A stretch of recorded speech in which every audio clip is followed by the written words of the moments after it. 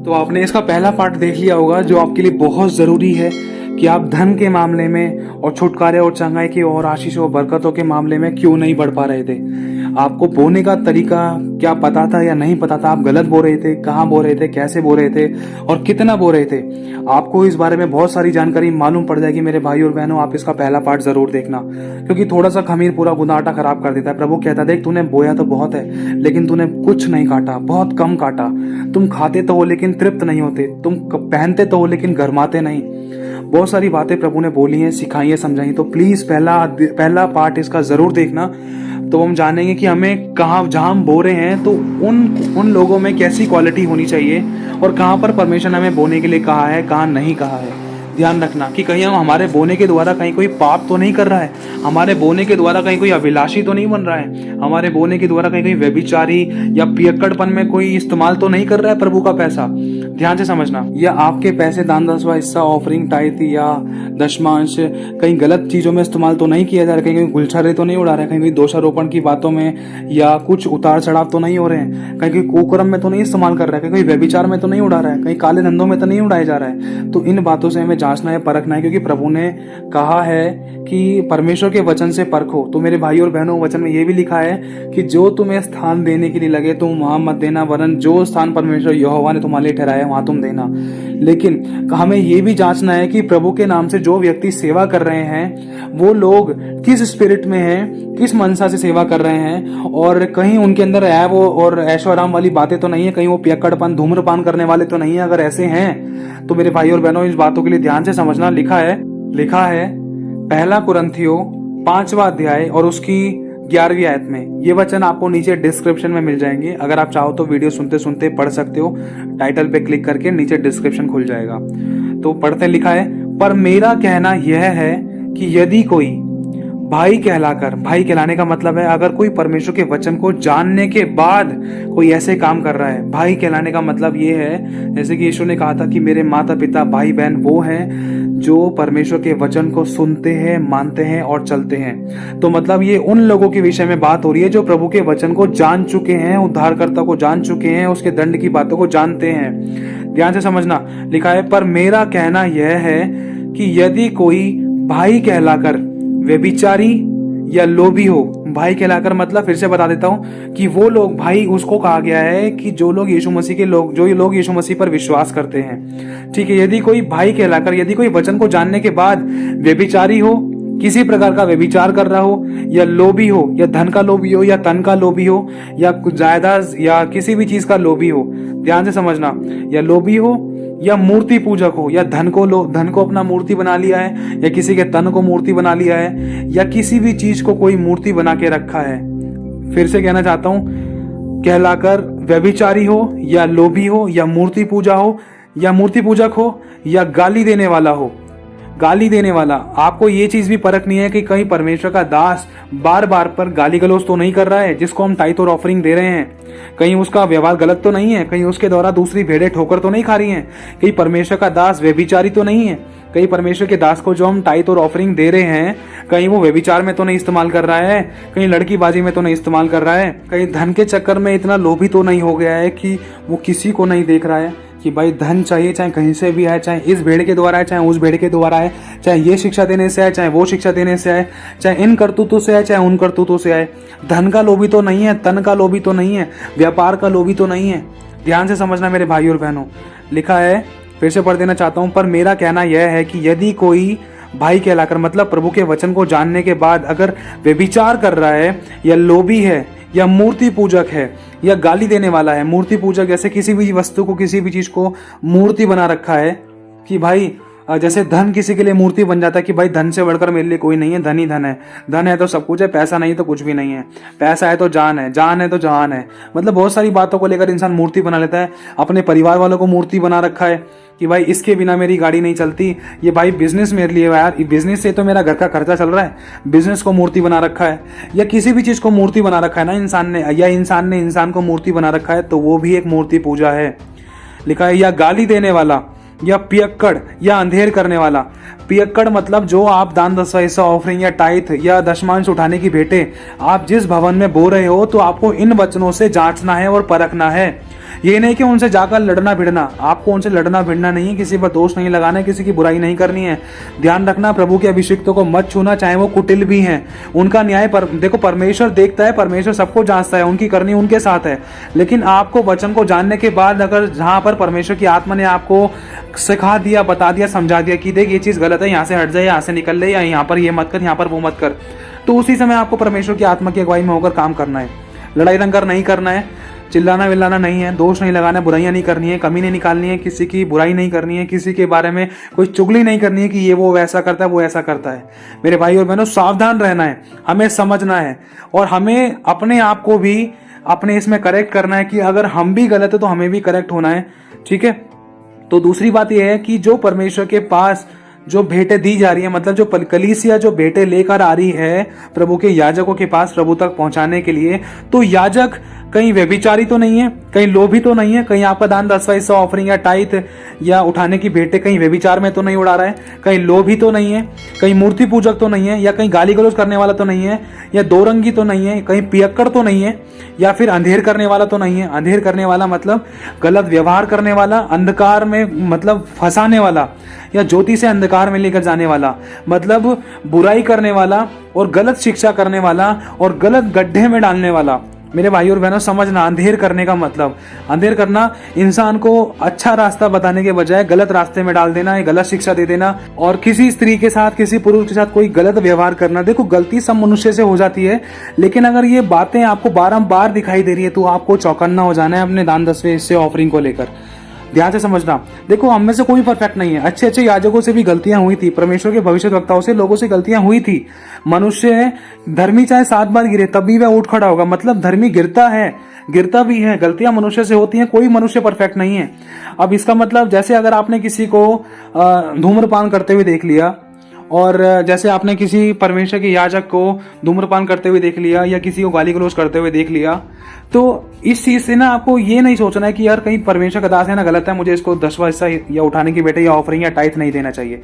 नहीं, आपको समय देना है, आपको परखना है। देखो, एक बार में कोई बंदा परफेक्ट, एक बार में हम मनुष्य वो नहीं है कि जैसे गन्ने की मशीन में डालते तो एक बार में ही गन्ने का जूस निकल जाता है। नहीं, इतने परफेक्ट नहीं है अभी हम, गलतियां मनुष्य से हो जाती हैं। देखो, आप भी याजकों का समाज हैं, परमेश्वर ने आपको अपना याजक कहा है। पहले में दूसरे पर उंगली उठाने से पहले अपने आप को भी देखना है, ध्यान से समझना। फिर उसके बाद अगर हमारा मन हमें दोषी ठहरा रहा है तो हम किसी को दोष नहीं लगा सकते हैं। और इस बात को भी हमें ध्यान धर के समझना है और याद रखना है कि देखो, मनुष्य गलती का पुतला था, उससे गलतियां हो जाती थी। भाई, उस परमेश्वर के दास से गलतियां हो गई, कोई नहीं, मौका दो। प्रभु ने हमें भी तो मौका दिया है ना, संभलने का, सुधरने का और बुराई को छोड़ने का।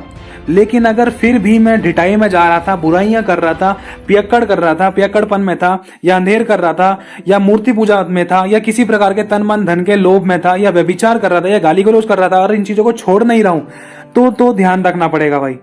तो आपको भी ध्यान रखना पड़ेगा, और जो भी आपके साथ के लोग हैं उनको भी इन चीजों के बारे में ध्यान रखना पड़ेगा कि हाँ, कहीं हमारे देने के द्वारा कहीं कोई पास्टर पाप में तो नहीं गिर रहा है, कहीं हमारे देने के द्वारा कहीं कोई अन्य जाति ठोकर तो नहीं खा रहा है। देख, वो पास्टर पैसा, दारू पीता है, चर्च से पैसा मिलता है, दारू पीने जाता है, और चर्च के अंदर जो लोग 10वां हिस्सा उठाने की भेंटें, दान दशमां हिस्सा देने आते हैं, उन पैसों को देख वहां लड़कीबाजी में इस्तेमाल कर रहा है, दारू की बोतल लेकर बैठ जाता है पियक्कड़पन में। इसके बच्चे सिगरेट पीते हैं, गांजा पीते हैं, खुद भी गांजा पीता है, नशे पत्ते करता है, और वैसे कलीसिया चलाते हैं। तो मेरे भाई और बहनों, हमारा देना, आपका दान दसवां हिस्सा, ऑफरिंग, टाइथ देना कहीं किसी के पाप का, व्यभिचार का, ठोकर का या आंसू का कारण ना बने। कहीं अच्छी भली भेड़ आते आते भटक ना जाए, कहीं वो कोई मनुष्य है प्रभु के भवन में आते आते उसके पैर रुक ना जाए कि भाई परमेश्वर का दास तो खुद गलत और गंदे काम कर रहे हैं, मेरे को क्या छुड़ाएगा। वैसे तो बड़ी बड़ी बातें बोलते थे, चर्च में ये होता है, वो होता है, पवित्रता ही चलते, लेकिन दास ही अगर पियक्कड़पंथी में अगर व्यभिचार करते पाया जा रहा है, अगर लोभी है, अगर मूर्ति पूजक है, अगर गालियां वगैरह देने वाला व्यक्ति है, अगर पियक्कड़ है, अगर अंधेर करता है, मतलब भलाई के बदले बुराई कर रहा है, अंधेर कर रहा है और गलत रास्ता दिखा रहा है जो वचन के विरुद्ध है, तो ये अंधेर करना हो गया। तो लिखा है, तो उसकी संगति मत करना। ऐसे लोगों के साथ खुदावन ने संगति करने के लिए भी मना कर दिया, दान दसवां हिस्सा देने की तो बहुत दूर की बात है। ध्यान से समझना मेरे भाई और बहनों, खुदावन ने साफ यहां पर मना कर दिया है कि ऐसों की संगति मत करना, वरन ऐसे मनुष्य के साथ तो खाना भी ना खाना। संगति मतलब संगति किस तरीके की होती है? प्रभु में जो संगति होती है, मसीह भाई बहनों की सब संगति होती है, प्रभु की महिमा के लिए जो संगति होती है, बैठने उठने की संगति होती है। तो प्रभु ने संगति तक के लिए मना कर दिया है, तो आप दान दसवां हिस्सा ऐसी जगह पर क्यों दोगे?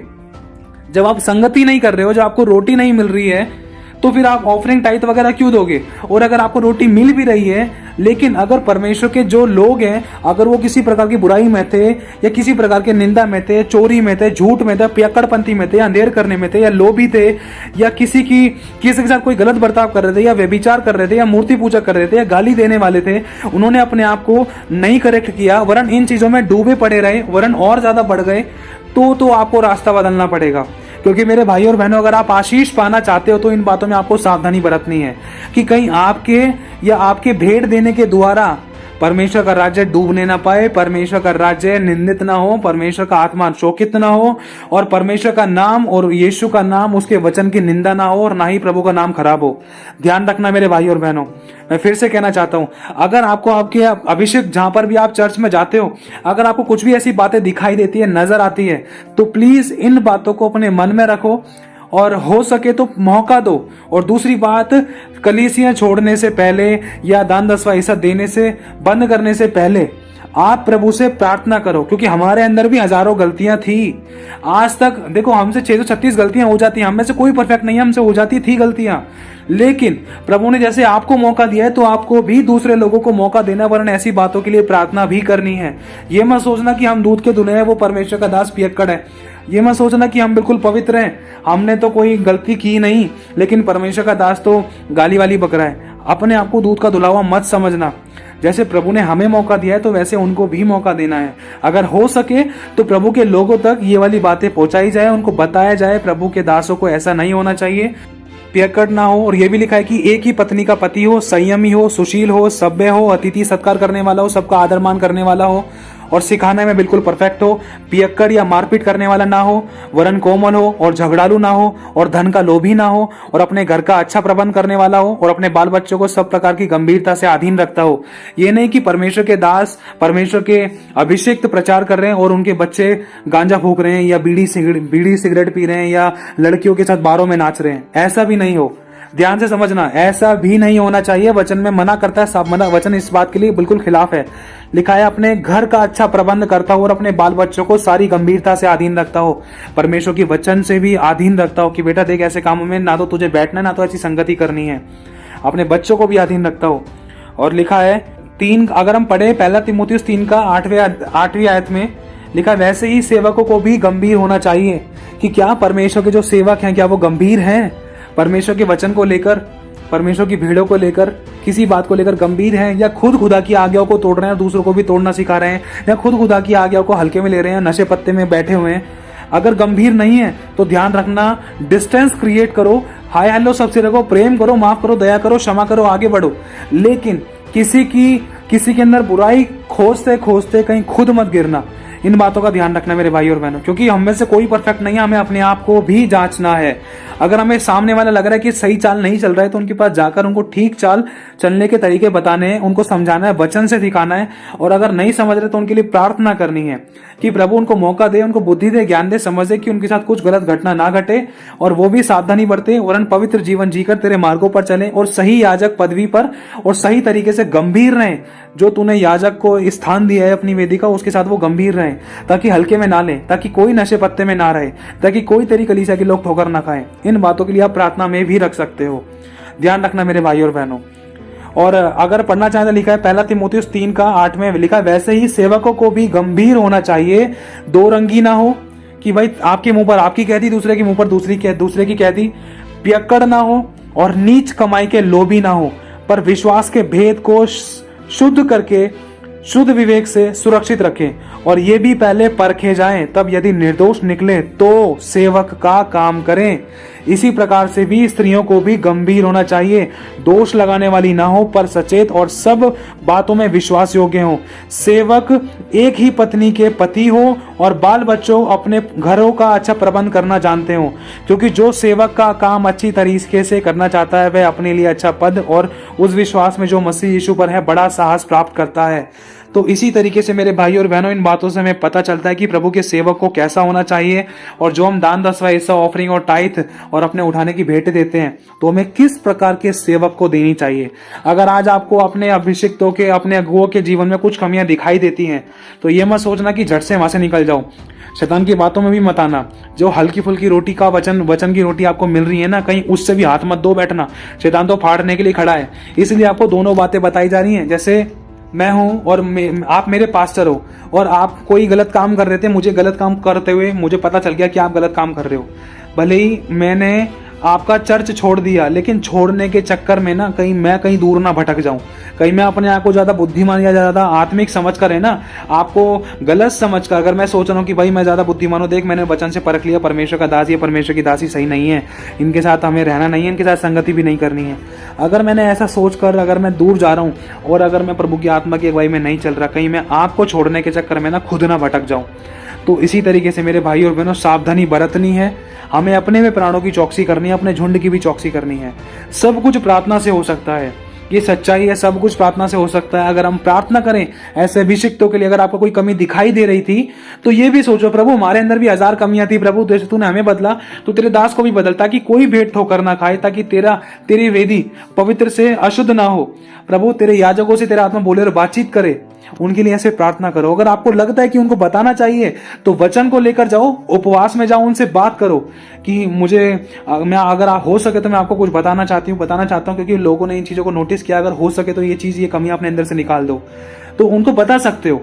लेकिन दोष लगाकर नहीं, बुराई करके नहीं, कमी निकाल कर नहीं, वरन सहनशीलता के साथ आप वचन के द्वारा बता सकते हो कि परमेश्वर के दास को, अगुओं को ऐसा होना चाहिए कि कोई भेंट ठोकर ना खाए, क्योंकि खुदावन अपने चरवाहों से हिसाब लेता है, वचन में साफ लिखा है। मेरे भाई और बहनों, उदाहरण के तौर पर एक बात और आपको बताना चाहता हूं। जैसे आपको आपके अगुओं में कुछ कमी दिखाई देती है तो सबसे पहली बात तो इस बात के लिए प्रार्थना करनी है। ये मत सोचना कि कमी दिखाई देगी, भाई मेरा अगुआ तो, परमेश्वर का दास तो पी रहा है, मेरा पास्टर तो पी रहा है, अब नहीं जाऊंगा उसके चर्च में। नहीं, ऐसी गलती कभी मत करना, कहीं शैतान आपको खदेड़ ना दे। ध्यान रखना, वो घेर कर मारता है। भले ही आपको कमी दिखाई देगी, उस बात के लिए उपवास में प्रार्थना करना, और प्रार्थना करने के साथ साथ इस बात के लिए परमेश्वर के दास से या दासी से अकेले में मिलकर या उनको कुछ लिख कर या उनसे मैसेज या कॉल पर बात करके इस बात को सहनशीलता के साथ बताने की कोशिश करो। लेकिन अगर परमेश्वर के अगुए अपनी गलती को मान रहे हैं और एक्सेप्ट कर रहे हैं, अगर क्षमा मांग रहे हैं, सॉरी बोल रहे हैं, तो ध्यान रखना, इस बात की आशीष परमेश्वर आपको भी देगा और आपके द्वारा पता नहीं कितने बड़े बड़े काम करेगा। क्यों? क्योंकि आपके उस थोड़े से समझाने के द्वारा, देखो, सीखना बन तो जीतना बन, परमेश्वर किसी के द्वारा भी सिखा सकता है, चाहे कोई छोटा सा बच्चा हो। आज मैं भी छोटे से बच्चे से भी सीखता हूं कि छोटा सा बच्चा किस तरीके से वचन बोलता है, कैसे परमेश्वर की आराधना करता है, उसका मन कितना शुद्ध और पवित्र है। तो मेरे भाई और बहनों, ध्यान से समझना, जब परमेश्वर का दास, आपके पास्टर या आपके पादरी अपनी गलती को मान लेते हैं, एक्सेप्ट करते हैं, तो जरूर उनके साथ रहना, उनके वहीं रहना। लेकिन अगर वो एक्सेप्ट नहीं कर रहे तो कोशिश करना कि थोड़ा टाइम और देना, उनको मौका देना उनको। देखो, परमेश्वर ने हमें मौका दिया है, अगर वो चाहता तो हमें कल ही नाश कर सकता था, आज हम जीवित नहीं रहते। मरने के बहुत सारे बहाने थे, कोविड था, बीमारियां थी, दुख थे, समस्याएं थी, अटैक थे, लेकिन परमेश्वर ने मरने नहीं दिया, है ना। तो इसी तरीके से लिखा है, उनकी करनी उनके साथ है, हमारी करनी हमारे साथ है, तो हमें उनको भी क्षमा करते हुए मौका देना है। जैसे परमेश्वर ने 7 बार के 70 गुना माफ किया है, तो हमें भी माफ करके आगे बढ़ना है। लेकिन लग रहा है कि ज्यादा लोग ठोकर खा रहे थे और सच में गलत हो रहा है, तो प्लीज वहां से डिस्टेंस क्रिएट करने की कोशिश करना, लेकिन लड़ाई दंगा मत करना। और डिस्टेंस क्रिएट करने से पहले अपने लिए कोई सही जगह ढूंढना कि कहां पर आत्मिकता की बातें बताई जा रही हैं, कहां पर सही जगह है, कहां पर दान दसवां हिस्सा, ऑफरिंग, टाइथ देना चाहिए। और इन कुछ भी, कहीं पर भी अगर आप भेंट देना चाहते हो, किसी भी जगह देना चाहते हो, किसी भी जगह अपना दशमांश बोना चाहते हो, तो हर जगह मत बोना, एक ही जगह कोई स्थान नियुक्त करना। अगर आपको लग रहा है कि यहां पर नहीं, यहां पर तो परमेश्वर का दास ऐसे कर रहा है और अपनी गलती भी नहीं मान रहा है, ऊपर से मुझे ही डांट रहा है, मुझ पर चढ़ रहा है, तो उस जगह से डिस्टेंस बनाना। फिर उसके बाद अपने लिए प्रार्थना करना कि प्रभु, अब मैं दशमांश और उठाने की भेंटें कहां दूं, ऑफरिंग कहां दूं प्रभु, और मैं कहां पर वचन सुनूं, मेरी अगुवाई कर। प्रभु आपको दर्शन और स्वप्न के द्वारा बताएगा कि बेटा देख, तेरे लिए एक और स्थान है और एक और जगह है, तू वहां पर बो, तुझे मैं आशीषित करूंगा। क्योंकि बीज को सही खेत में जाना और खेत में सिंचाई होना और खेत की देखरेख होना भी जरूरी है। और बीज को जब तक खेत में नहीं डालेंगे तब तक वो फलवंत नहीं होगा। लेकिन खेत है कैसा, ये ध्यान रखना है मेरे भाई और बहनों। लेकिन आपको इस बात के लिए प्रभु से प्रार्थना में रखना है कि प्रभु मैं अपना दान 10वां हिस्सा ऑफरिंग टाइट कहाँ दूं कहाँ नहीं दूं, मुझे बता, मुझे दर्शन दे, स्वप्न दे, मुझसे बात कर और ऐसी परिस्थितियों को क्रिएट कर जिसके द्वारा मैं जान पाऊं कि तेरी योजना क्या है और मैं कहां पर जुड़ूं, कहां पर मेरे को अच्छा चारा मिले, कहां पर मैं अपनी आत्मा में बढ़ने पाऊं, कहां पर मेरे को छुटकारा, किस वचन के द्वारा मुझे छुटकारा मिलेगा, कहां से मैं वचन सुनूं, कहां पर किस कलीसिया में मैं जाऊं। ये सब बातें आपको प्रभु से पूछनी होगी। फिर उसके बाद ही उस चर्च को छोड़ना। मेरे भाई और बहनों ध्यान रखना, कहीं ऐसा मत कर देना कि आपका परमेश्वर का दास, आपके जो पास्टर हैं, अपनी गलती को नहीं मान रहे हो तो आपने झट से ही छोड़ दिया। नहीं, इतनी बड़ी गलती और मूर्खता की हरकतें हमें नहीं करनी है। इस प्रकार की हरकतें जोश में होश नहीं खोना है, गलत कदम नहीं उठाना है, उतावली में नहीं दौड़ना है, कहीं चूक ना जाए। लिखा है कि जो उतावली से दौड़ता है वो चूक जाता है, और ये भी लिखा है दूसरों को सिखाते सिखाते, दूसरों को चेक करते करते कहीं हम खुद ना गिर पड़े।